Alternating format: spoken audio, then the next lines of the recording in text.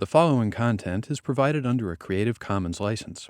Your support will help MIT OpenCourseWare continue to offer high-quality educational resources for free.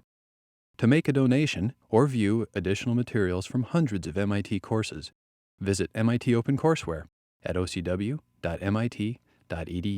Hi, I'm Dr. Bogdan Fedeles. I'm a research associate at MIT doing research with Professor John Essigman. I love biochemistry, and I'm going to help you solve some problems today. Let's work together through question 5 of problem set 5. This is an excellent question about sugar biochemistry. Specifically, we're going to find out how mannose, an isomer of glucose, gets to enter metabolism by being converted into fructose 6-phosphate. Now, mannose is a common sugar that's found in polysaccharides and glycoproteins. Here is the transformation that converts mannose, shown here, to mannose 6-phosphate in first step, and then in the second step to fructose 6-phosphate. So our goal here will be to figure out the mechanism for these two transformations. Let's take a look at the first transformation. We're converting mannose to mannose 6-phosphate. Now, as you guys have encountered in biochemistry, adding a phosphate group is a ubiquitous transformation, and it's catalyzed by proteins called kinases. Now, kinases typically use ATP, the energy currency of the cell, as a phosphate donor and transfer the furthest most phosphate, so-called gamma phosphate, onto the substrate and leaving behind ADP. A similar transformation will be happening here in part 1 of the problem, where mannose is going to be converted to mannose 6-phosphate by a kinase. And the source of the phosphate is going to be ATP, which in the process will yield ADP. Now, in order for the kinase to work, to react with ATP, we also need magnesium. So a salt of magnesium with ATP is actually essential for this reaction to work. Now, let's take a look at the structure of ATP to gain a little bit more mechanistic insight.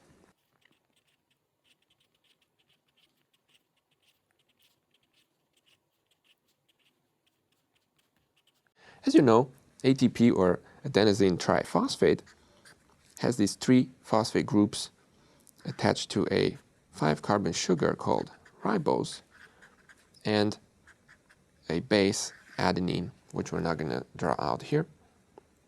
Now, the phosphates in ATP are typically labeled alpha, the one closest to the sugar, beta, and gamma. Now, in order for ATP to react, notice these 4 negative charges on the phosphates. They need to be neutralized in order for the molecule to become reactive. So this is what magnesium is doing. So at least early on in the reaction, magnesium is going to neutralize 2 of these 4 negative charges, while the other 2 negative charges will be neutralized by positively charged amino acids in the active site of the kinase. Once all the charges are neutralized, then the phosphorus at the gamma position will become available to be attacked by a nucleophile, in our case, the 6-hydroxyl of mannose. So, therefore, the reaction proceeds as follows.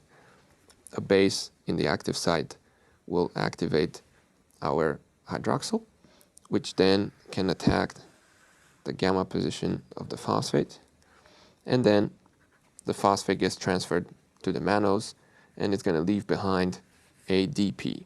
Now notice, during this reaction, magnesium, which was coordinating 2 of these negative charges, will probably move to coordinate these 2 charges or the newly formed charge here in ADP.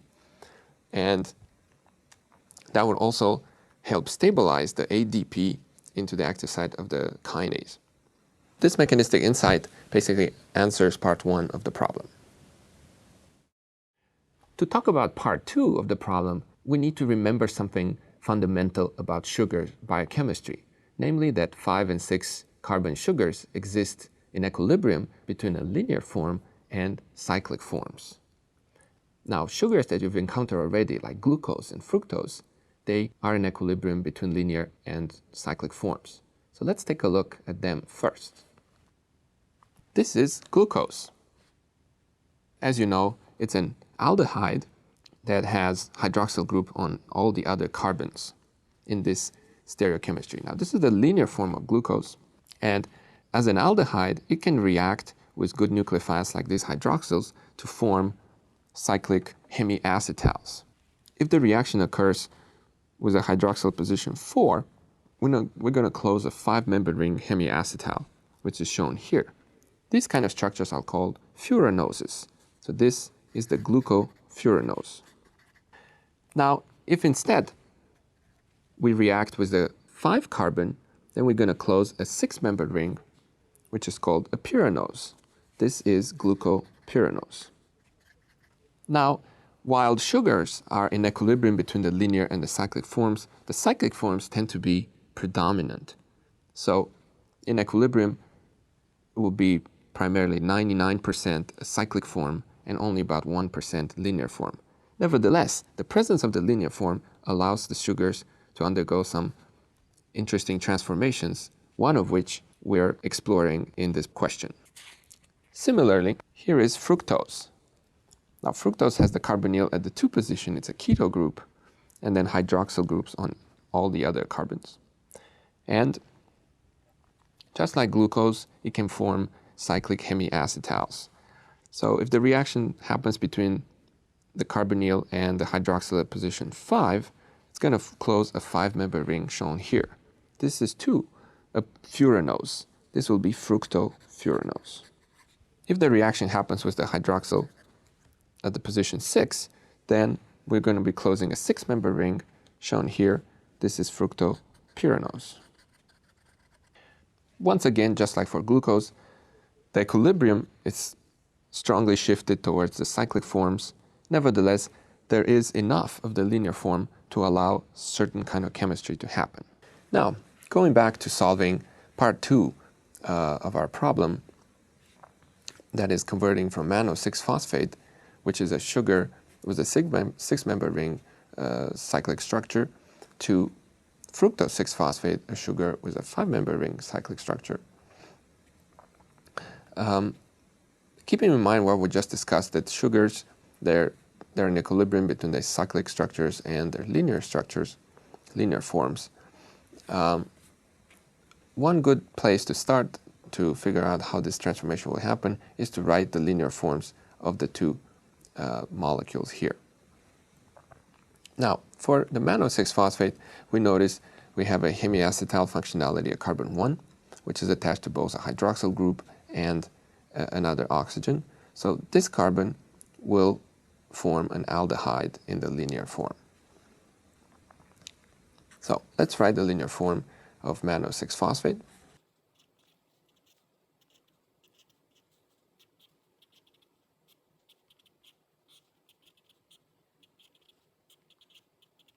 All right, so notice at carbon 1, we're going to have an aldehyde, and then all the other carbons, we have a 6-carbon chain, right?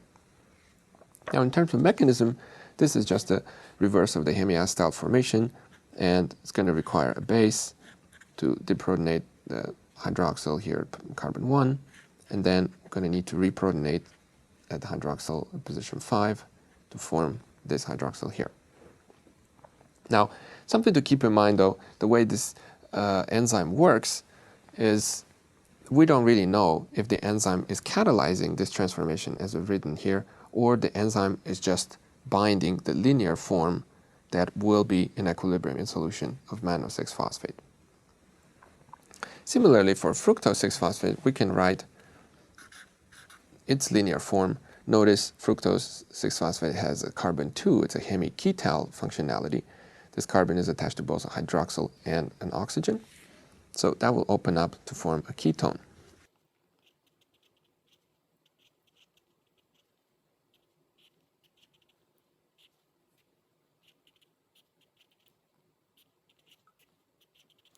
All right, this is our fructose 6-phosphate in a linear form.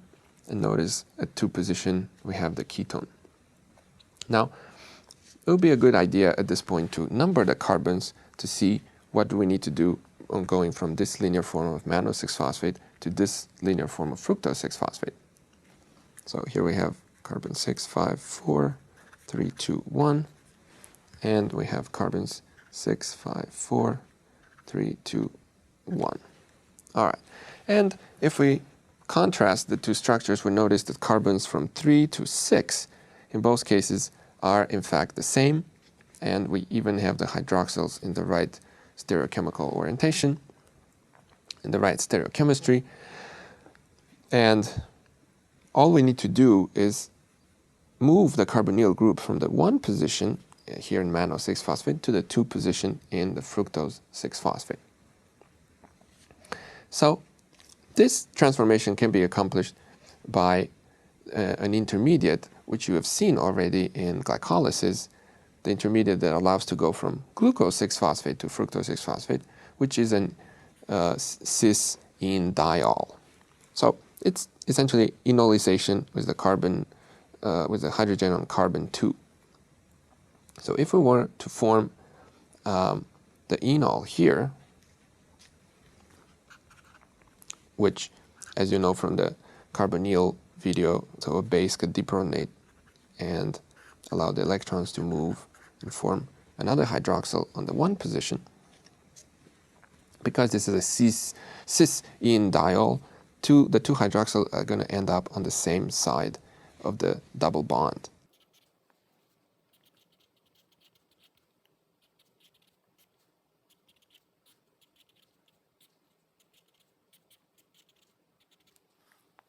Once again, let's number our carbons. 4, 3, 2, 1. And this is our cis-ene-diol. Right, so we have 2 hydroxyls. They're both attached to a double bond, and cis means they're both on the same side of the molecule. And this allows the enzyme to basically switch back and forth between which one of these hydroxyl becomes the carbonyl. If we go backwards, we have the carbonyl of the 1 position. However, if we go forward, we can move the carbonyl on the 2 position. So that's just the reverse of the enolization reaction, in which we will deprotonate this hydroxyl and reprotonate at carbon 1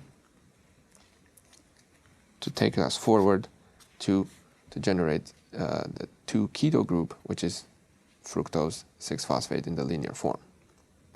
Now from here, in the very last step, we just need to close the ring. So that's just the hemiketal formation. We have a base deprotonated hydroxyl position 5, and this will attack the ketone to form the hemiketal group that we see in fructose 6-phosphate. So now this is basically the curved arrow mechanism from going from mannose 6-phosphate to fructose 6-phosphate.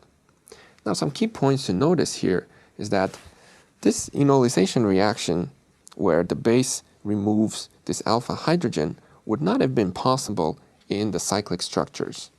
If you look here, this hydrogen, the pKa, is about 30. Now, once we form the linear structure here, the pKa of this hydrogen, now it's about 18. So that's like 12 order of magnitude more acidic, and that allows the reaction to form this cis-ene-diol, which allows the formation of the fructose 6-phosphate. So the take-home message here is that opening and closing the ring of the sugars allows a lot of interesting chemistry to happen.